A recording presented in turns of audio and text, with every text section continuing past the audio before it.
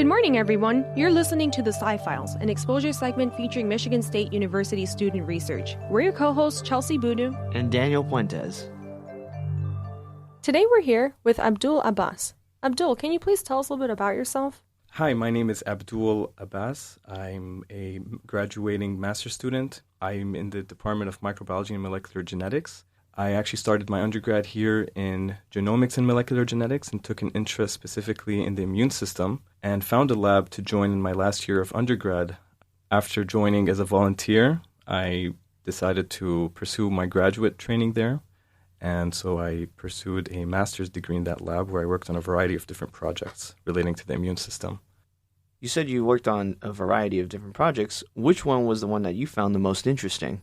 So my favorite project, which ended up being my thesis project, was a study of a mouse model of a human disease, Ankylosing Spondylitis. So this mouse model of disease mimics this human disease, and we published a paper last year describing how this model has similar characteristics to the human disease. And so ankylosing spondylitis, which I'll refer to as AS, is a disease which causes spinal fusion in humans affected with this disease. And in addition, this disease can entail additional risks, one of them being increased susceptibility to colitis, which is an inflammatory bowel disease. It's a very debilitating disease. Another symptom that could be associated with this disease is inflammation in the eye, or we call it acute anterior uveitis, as well as inflammation in the heart, which increases susceptibility to a variety of heart diseases.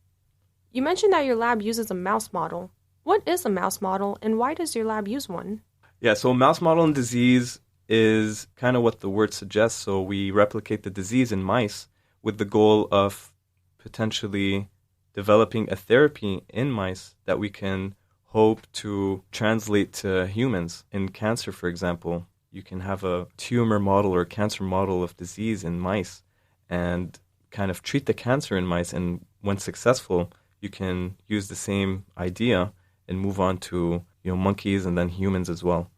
Whenever you're working with your mouse model, are the mice born with AS or do they develop AS during the period of their lifetime? And what is the advantage of studying one versus the other? So these mice are born with predispositions to symptoms that are similar to this disease. Now, it's difficult to say that these mice have the exact same disease in humans, and actually a paper that we published last year is beginning to describe this mouse model as perhaps a potential model for this disease. Now, and that was one of the goals of my thesis, was to further explore this model to further characterize whether it is similar to this disease or not. So in the lab, we study both the mouse model of disease, which entails predispositions to symptoms seen in AS, as well as healthy wild-type mice. It's important to note that to develop these diseased mice, we had to knock out a gene, which means that we are disabling or removing the production of a certain protein in these mice in order to study the role of this certain protein in development of this disease. So interestingly, genes in humans for that code for the protein ERAP1 were showed to be associated with this disease in humans. So in order to study the role of ERAP1 in this disease, we decided to remove it completely and kind of see what develops. And what we see is the main symptom of ankylosing spondylitis, which is this skeletal fusion. And so now we're hypothesizing that, this gene is very important in healthy patients, and messing with its role or messing with its proper function can alter or predispose humans to this spinal fusion.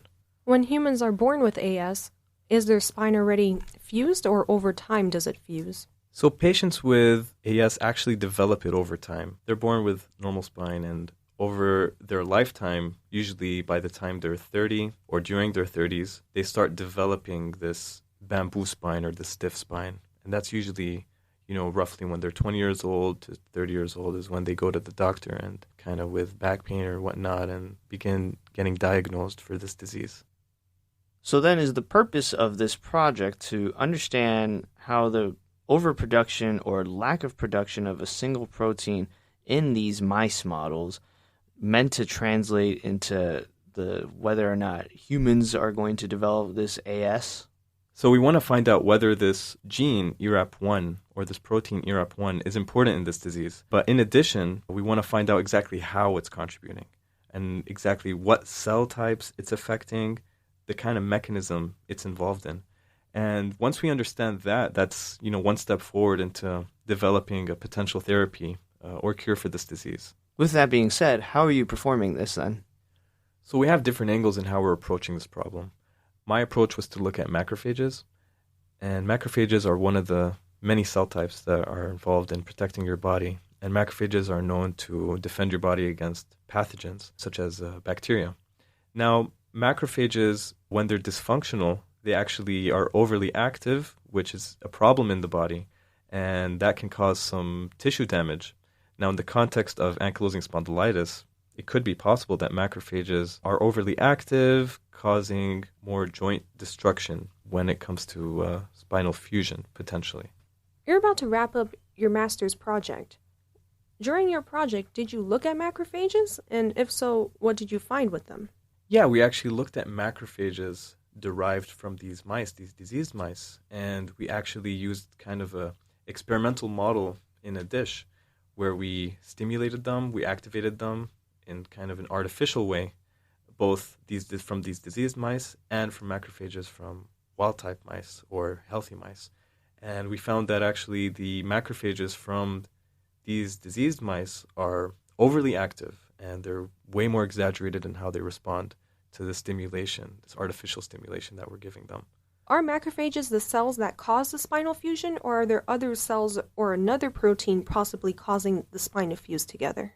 I think that's a great question. I think it's really an orchestra of cells interacting with each other, leading to the symptoms seen in patients with ankylosing spondylitis.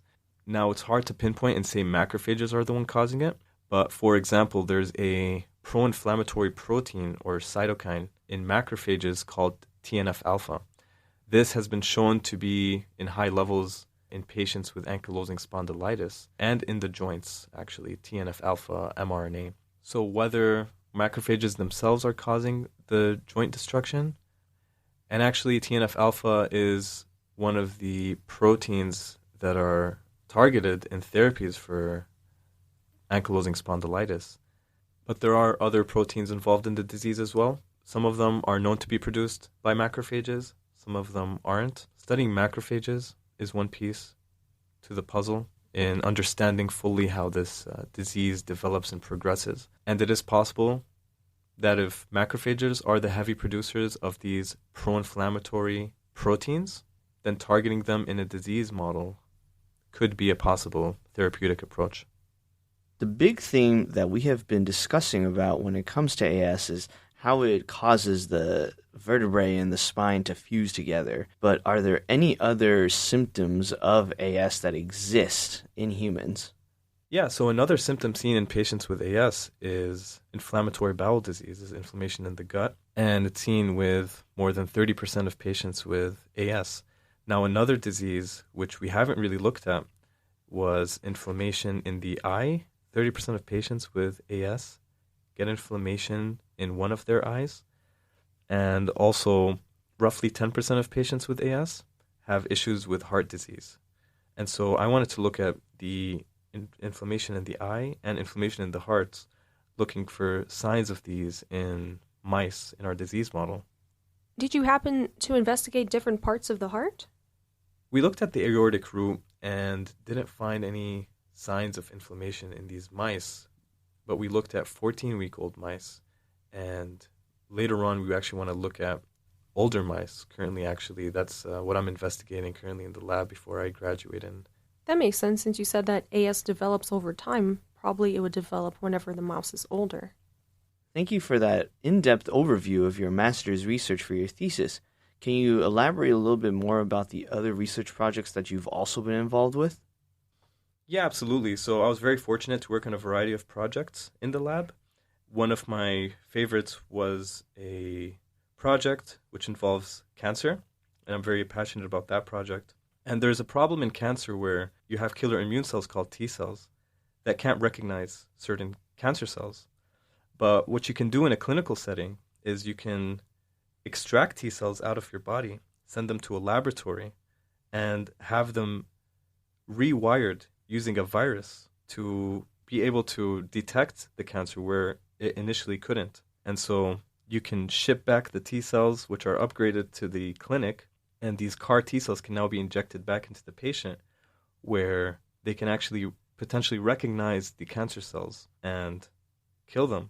So in the lab, while this was getting FDA approved, we worked on enhancing these CAR T cells. We wanted to co-express or combine this CAR T cell technology with another protein that we also studied in the lab, and we know that this protein improves T cell function.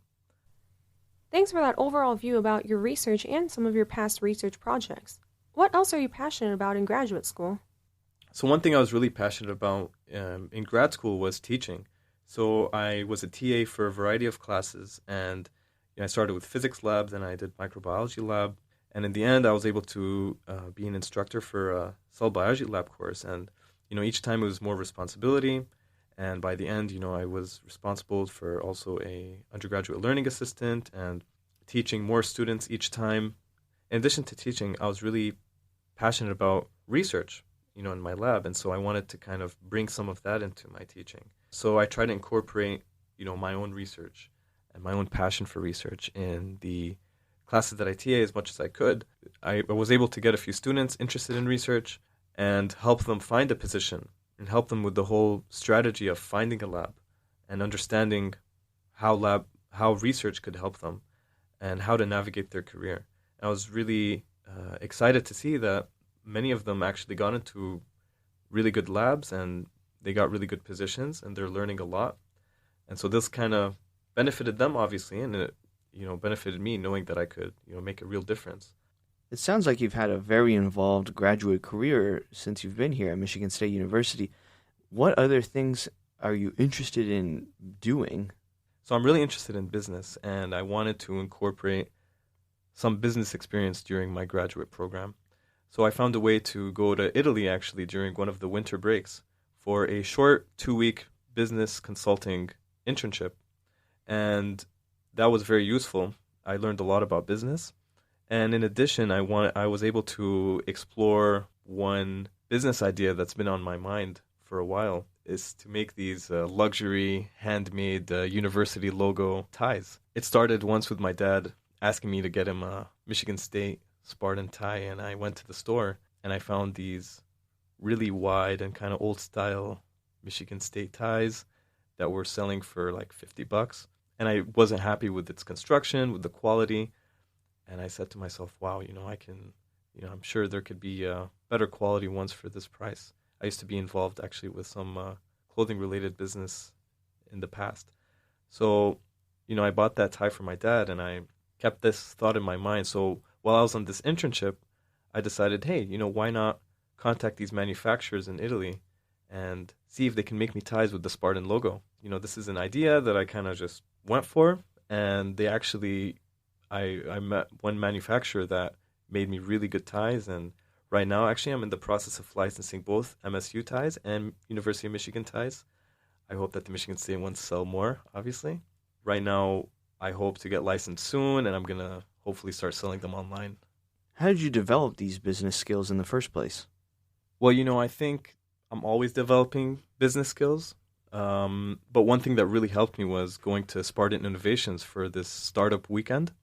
I was involved with a team of 8 people to come up with a business idea and actually execute the business idea to come up with a solid business plan proposal by the end of the weekend. So it was, I think, like a 48-hour or 50-hour time frame we had to all sit down and come up with a full business idea, do the marketing, do the market research, and come up with a realistic business model that we could propose to judges. And from there, actually, we won 2nd place out of 10, and we won crowd favorite because our presentation was pretty fun. I think business is something everyone should pursue, and I think for me, it's something I'm always developing as I pursue a variety of things. They say only less than 10% of ideas are successful, and I think this is something I saw in the lab too. Less than 10% of experiments, I think, are successful in the lab setting, or something like that. And I know when things don't work, you just keep going forward. And it's important to have mentors, which I'm very lucky to have, people in business, people in research that I can learn from and develop my own skills. I noticed that you're about to finish your graduate studies here at Michigan State University. What jobs are you applying to particularly, and why? I'm applying to research positions in both biotech companies as well as academic labs, mainly on the East Coast. I'd really love to move to Boston or New York. That would be a really nice move for me. There are a lot of good labs out there that I'm interested in. I want to use the skills and knowledge that I gained here during my master's and apply it to another lab as well. And in the future, I'm considering either graduate school, a doctorate program, or medical school. But there's also an option of potentially going into business consulting with a understanding of focused on research and pharmaceuticals. So there are really a lot of options. There's also an option of law school and patent law. These are all things I want to explore. Well, thank you so much for coming in today, Abdul. We really appreciate getting to know you a little bit more, as well as learning about what type of research you're doing and how it's really making an impact on humans and society as a whole. Yeah, thanks so much for having me. I really appreciate it. You've been listening to the Sci-Files on Exposure. Thanks for Jeremy Whiting, our general manager, Olivia Mitchell, our station manager, and our program directors, Amber Konitsky and George McNeil. Thank you to all of our listeners that joined us this week. And remember, the truth is in the science. Any comments and questions can be directed to scifiles@impact89fm.org. We'll see you all next week on Sci-Files.